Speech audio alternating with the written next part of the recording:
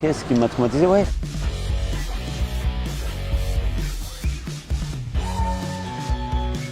Ouais, il n'y a jamais un film qui ouais, des vidéos de guerre ou des trucs qu'on peut voir plus facilement aujourd'hui que quand j'étais jeune. Ça peut être traumatisante. Sinon, qu'est-ce qui m'a traumatisé? Ouais.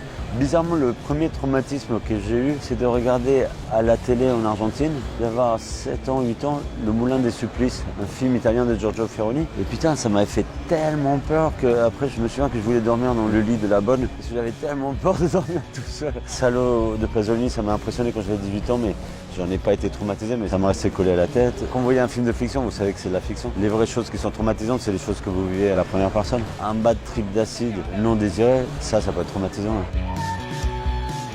Vous voyez Un chien andalou, l'ouverture. Il est tellement jubilatoire que voilà, c'est à la fois choquant et totalement jubilatoire. Je peux regarder le film en boucle toute la journée. Il y a un côté dans le film un peu harakiri. Quand je suis arrivé en France, j'avais 13 ans. 2 mois après, je commençais à acheter tous les mois harakiri et j'ai appris le français grâce au professeur Choron. Il y a des chansons, dès que vous les écoutez, vous avez envie de pleurer. Changes de Black Sabbath. Je ne connais pas le reste de l'œuvre de Black Sabbath, mais cette chanson-là, wow, ça me fout le bourdon à un point. Je vois pas les séries. J'ai plein d'amis que je passe chaque week-end à regarder une saison complète d'une série. J'ai eu beaucoup d'addictions dans ma vie. Quand il y a les gens qui prennent de l'héros et tu vois ça de l'extérieur, tu dis non. Et je vois le temps que ça leur prend d'être accro aux séries. J'ai pas envie de rentrer dans cette came-là. Au tout début des jeux sur CD, il y avait Myst et Riven. Putain, j'ai pris mon pied à faire ça et je suis sûr qu'aujourd'hui, ces mêmes genres de choses sont beaucoup mieux, mais j'ai raté les derniers épisodes de ce genre de jeu. En plus, si vous le faites en réalité virtuelle, ça fait encore mieux. Mais on m'a proposé de faire des films en réalité virtuelle et j'adorais l'idée, mais il y a un problème avec les casques en réalité virtuelle, c'est que c'est trop pixelisé. Du coup, on n'a pas totalement l'illusion d'être dans le monde réel pour l'instant.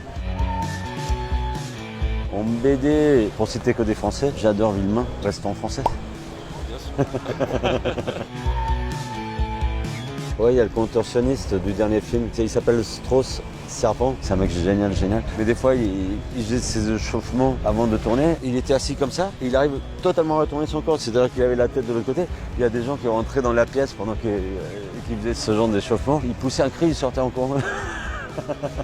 C'est impressionnant quand tu vois quelqu'un qui n'est pas prévenu et qui voit ça, ils ont l'impression d'avoir, je sais pas, l'enfant du diable. Quand il fait crac.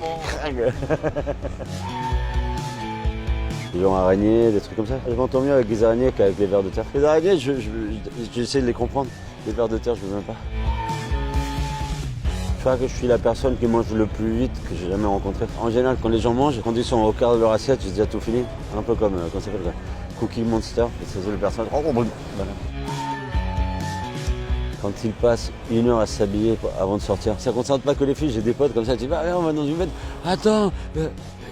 Bon, moi j'ai pas le problème de me coiffer, ça j'ai résolu le problème il y a longtemps. Je dis, attends, mais on va rater la fête. Je suis content que le monstre ait été accouché, il est mignon.